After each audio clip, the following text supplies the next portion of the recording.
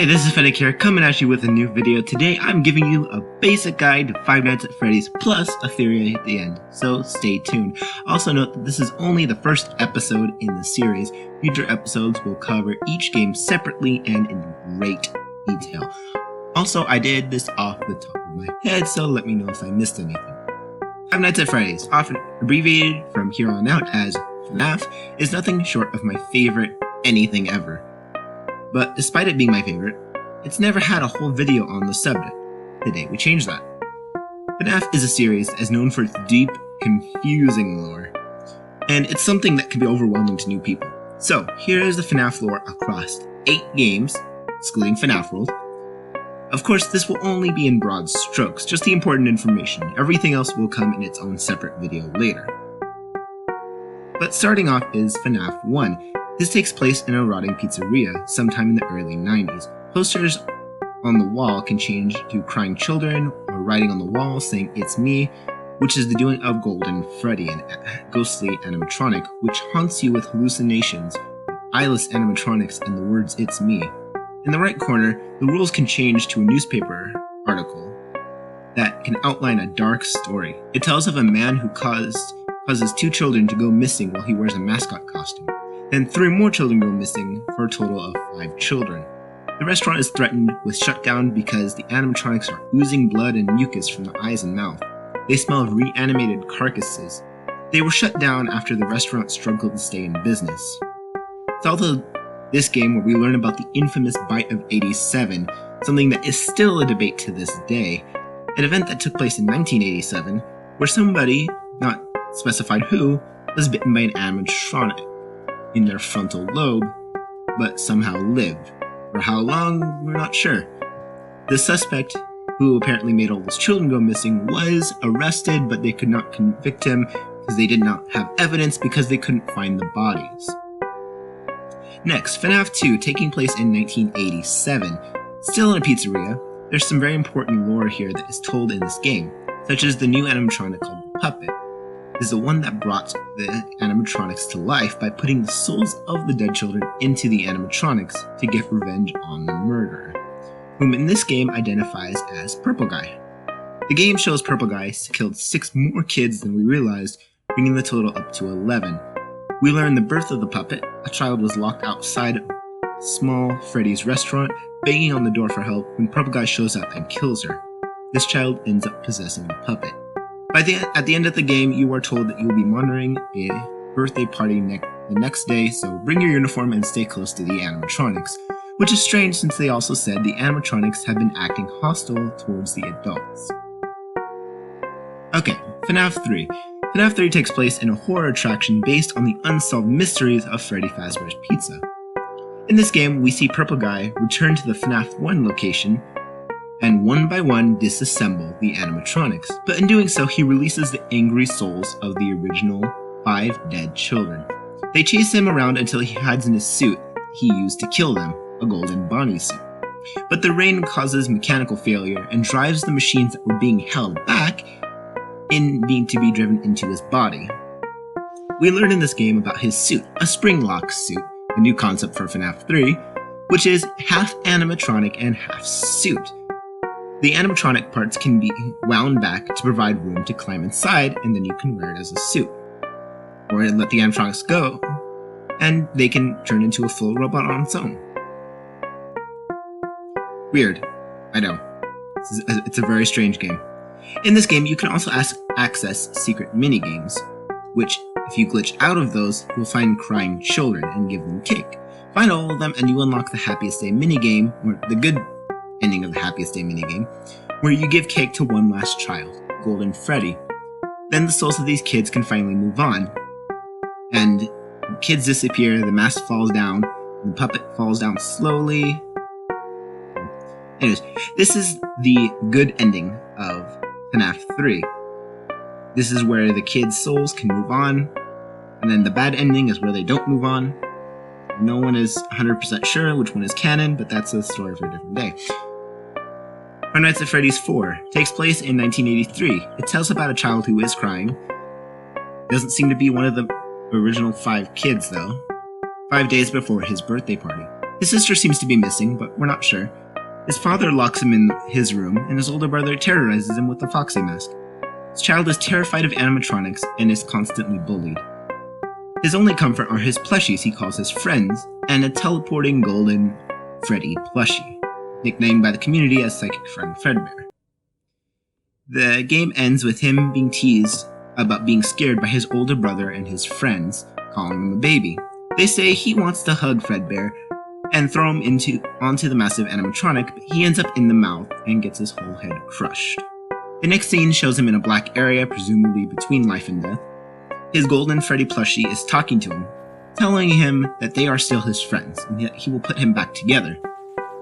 The last thing this game has to show is a rectangular box with 2 locks on it with the phrase, "Some things are best left forgotten for now."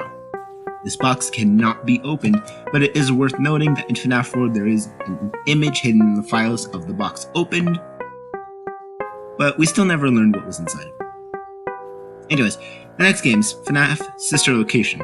In this game, we learn Purple Guy's name, which is William Afton, which is actually a name that originated in the FNaF books, but we're not going to get into that because that's controversial.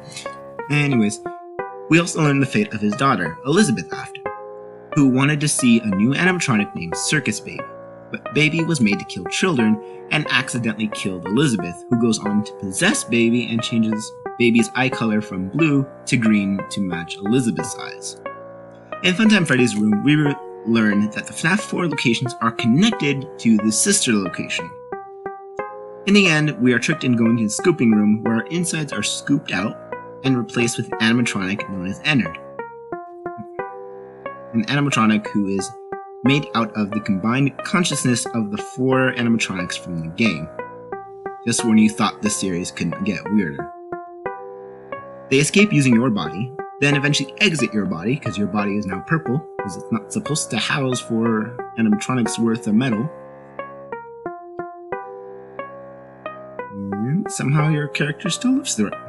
Anyways, later we see a cutscene of the main character talking to his father, William Afton, stating his name is Michael, saying that he put her back together and will find him.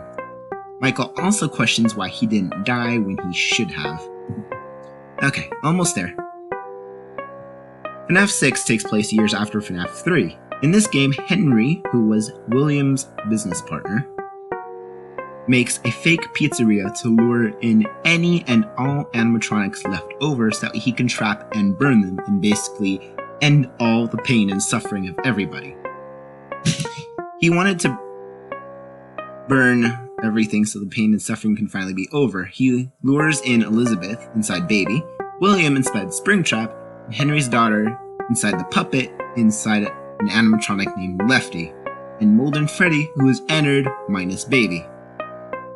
I know it's getting confusing, stay with me. We also get a better look at Henry's daughter's death, a remake of the game that was in FNaF 2. Henry's daughter is locked outside by some bullies, and William Afton drives up and kills her. The security puppet tries to find her and finds her already dead, and hugs her as she dies, causing her to possess the puppet, but the puppet is also broken because it was out in the rain trying to find her. We also see the first of the original 5 kids being kidnapped. We see a blonde girl named Susie playing a game called Fruity Maze, when William Afton comes up behind her wearing a golden Bonnie suit and told her that her puppy is still alive and that he can show her. All she has to do is follow him. The game ends with a picture of a grassy hill with 6 graves, reading Gabriel, Fritz, Susie, Jeremy, and one in the distance that's unreadable, and one at the end on the right side of the picture that's also unreadable. Okay, Ultimate Custom Night. We learn that William Afton's soul is trapped in hell and is being tormented by Golden Freddy, aka Cassidy, as we learn from one of the books.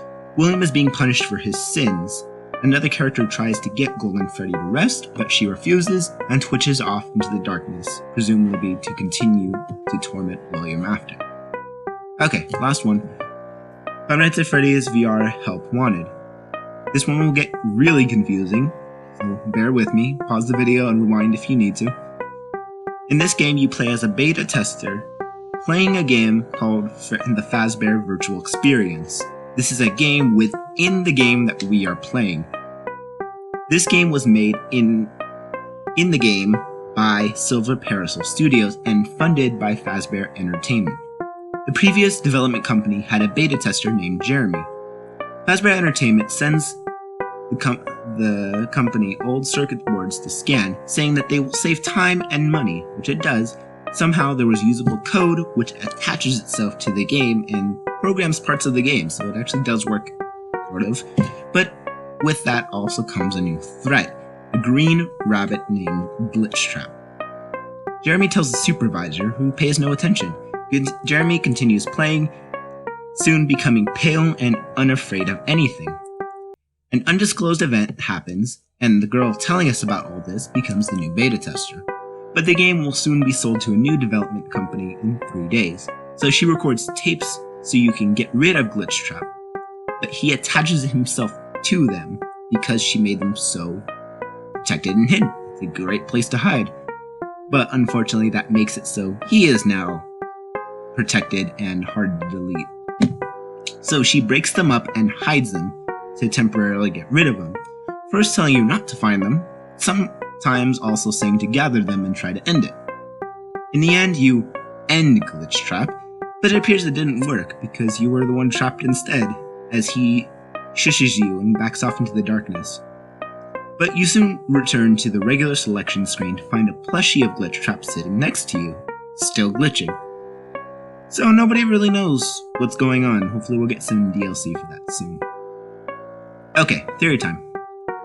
Those tapes I mentioned say lots of stuff. Lots of stuff.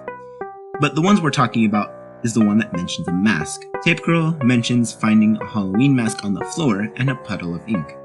It's never said exactly what that is, but I think I know. But before I tell you, any guesses, Future?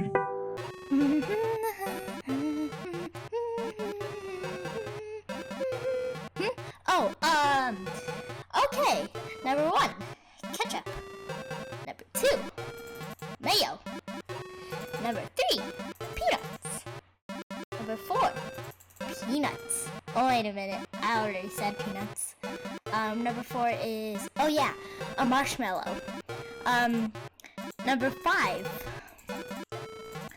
I believe that is, oh yeah, electrical tape. Okay, thanks. I think. It has to do with the guillotine paper slicer. No, this is not MatPat's theory, though I really do like his theory.